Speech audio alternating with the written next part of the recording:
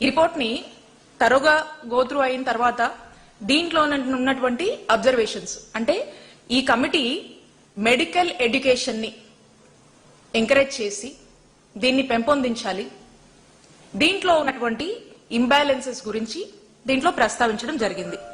ఇందులో ఈ కమిటీ ఏమంటుందంటే ఇంబ్యాలెన్సెస్ గురించి The committee notes with concern the fact that there is uneven distribution of medical seats across the country, as some states have a high concentration of medical seats while some are severely lacking against the national average of 75 MBBS seats per million population.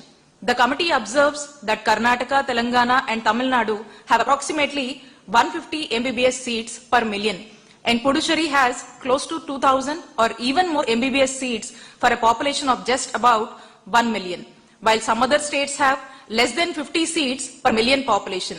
Bihar has only 21 seats per million. The committee therefore strongly recommends that the NMC must come forward with guidelines for establishing new medical colleges in states where there are fewer than 100 MBBS seats per million population. Ante ఈ committee ఏం చెప్తుందంటే దేశంలో ఈ MBBS సీట్ల విషయానికి వస్తే అన్ని చోట్ల కూడా ఒక్కొక్క స్టేట్ లో మనం గనక చూసుకున్నట్టయితే అసమానతలు ఉన్నాయి, అంటే ఇంబ్యాలెన్సెస్ ఉన్నాయి. ఒక స్టాండర్డ్ గా యునిక్ గా ఈవెన్ గా లేవు, యూనిఫార్మిటీ అనేది లేదు.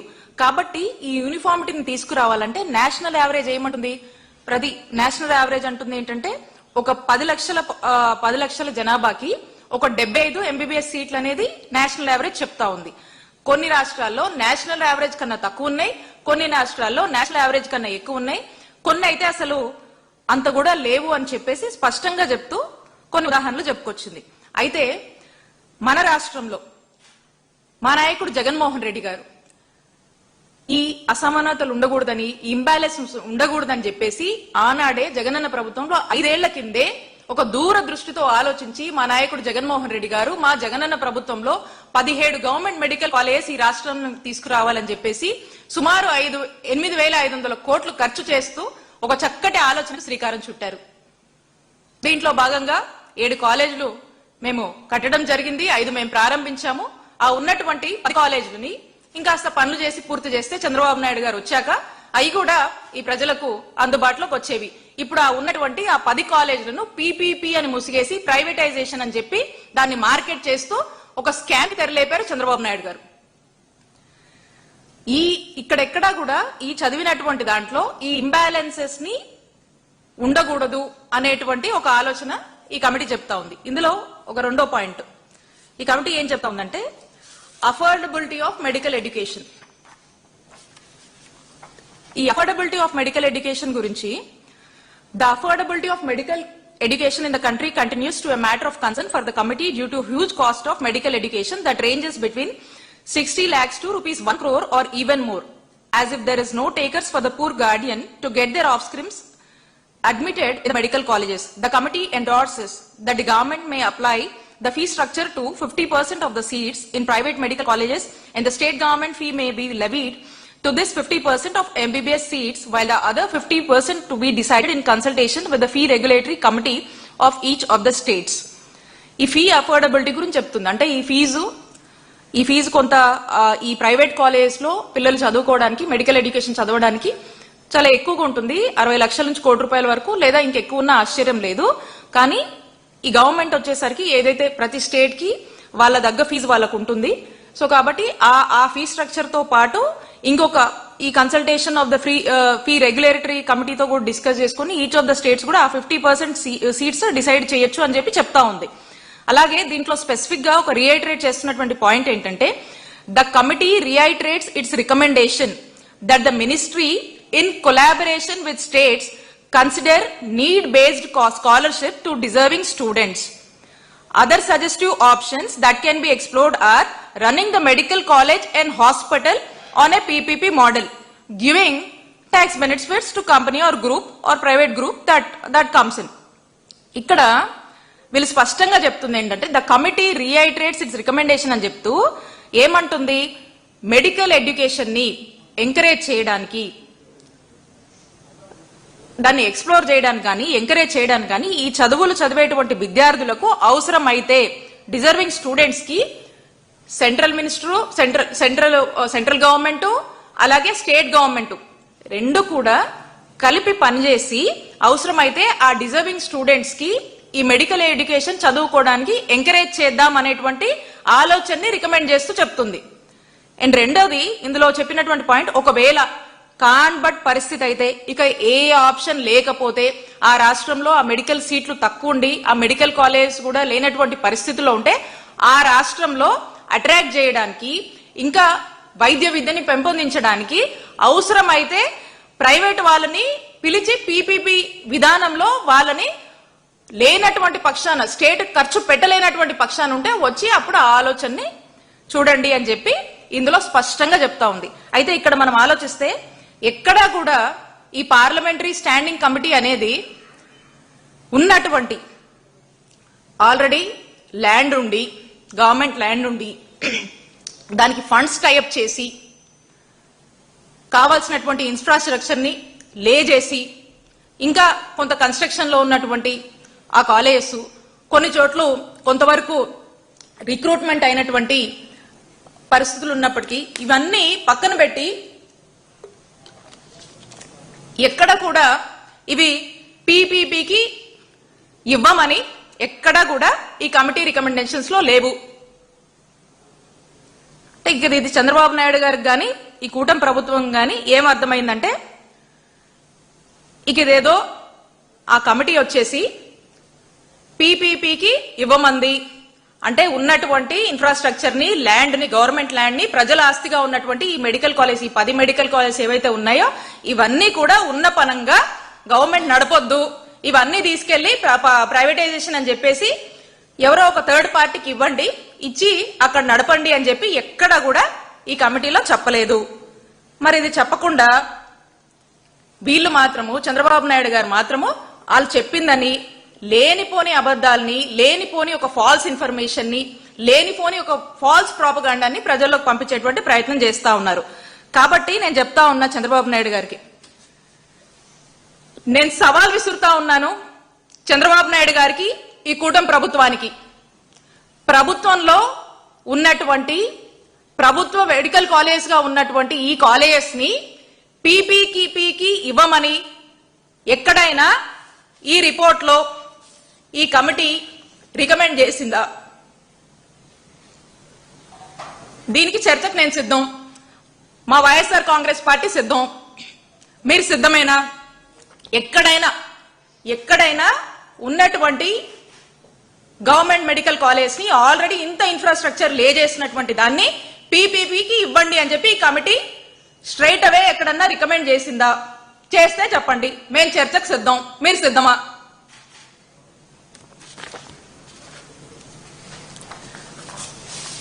ఇది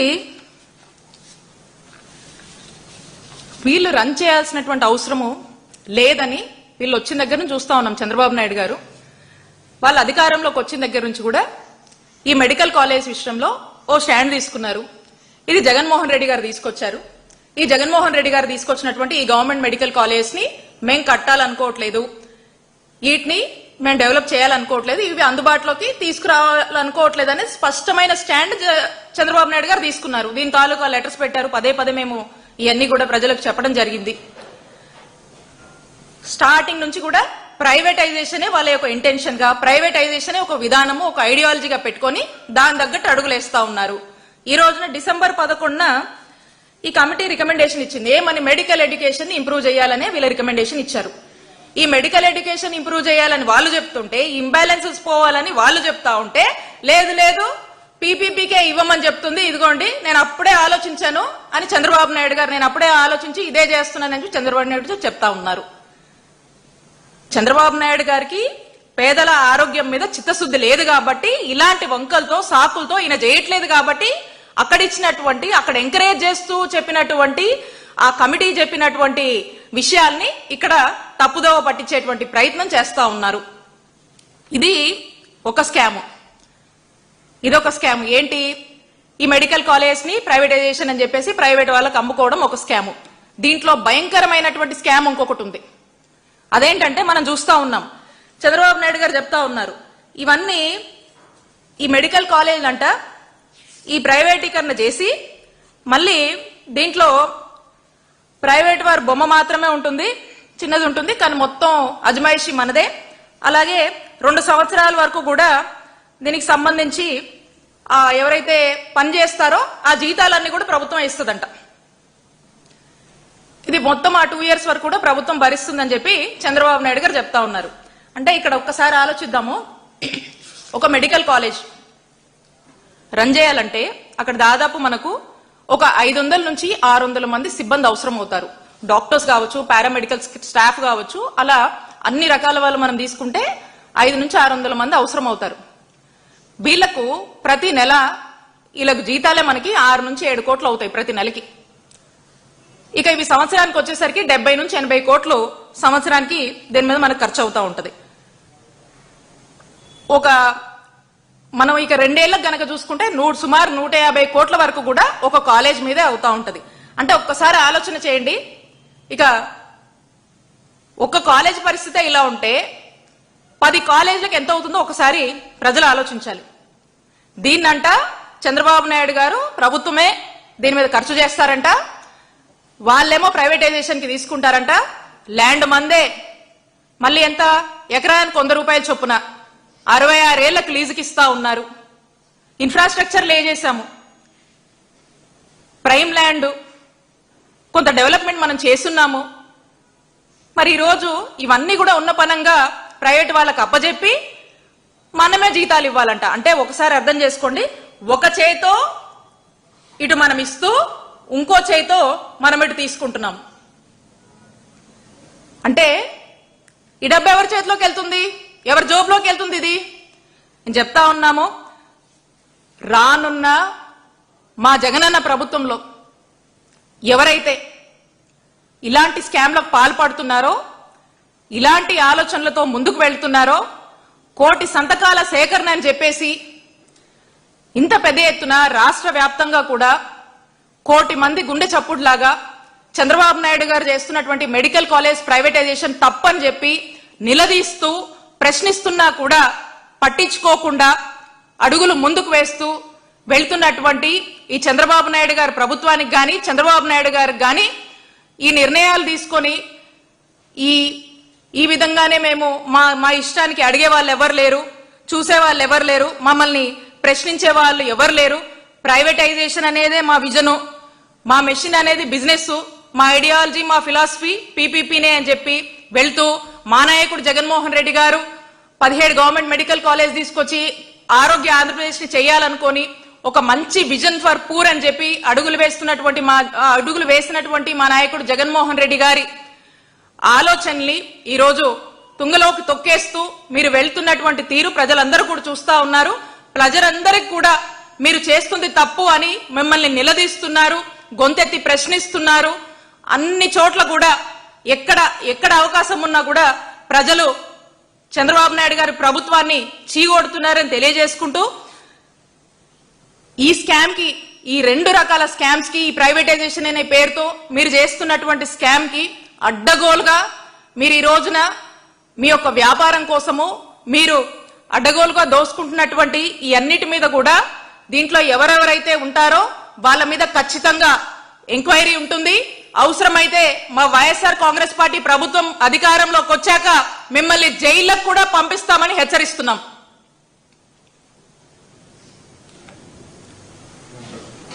ఎనీ క్వశ్చన్స్?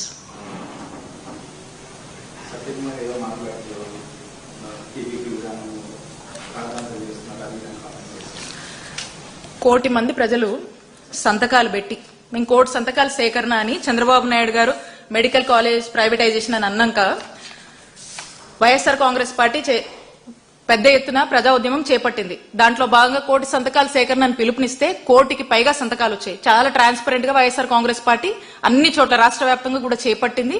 పెద్ద ఎత్తున కూడా ప్రజల నుంచి మద్దతు వచ్చింది. చంద్రబాబు నాయుడు గారు చేస్తుంది తప్పని చెప్పి పదే ప్రజల యొక్క గొంతుని ఈ ప్రభుత్వానికి వినిపిస్తుంది. అయినా కూడా పట్టించుకోకుండా చంద్రబాబు నాయుడు గారు అడుగులు వేస్తా ఉన్నారు.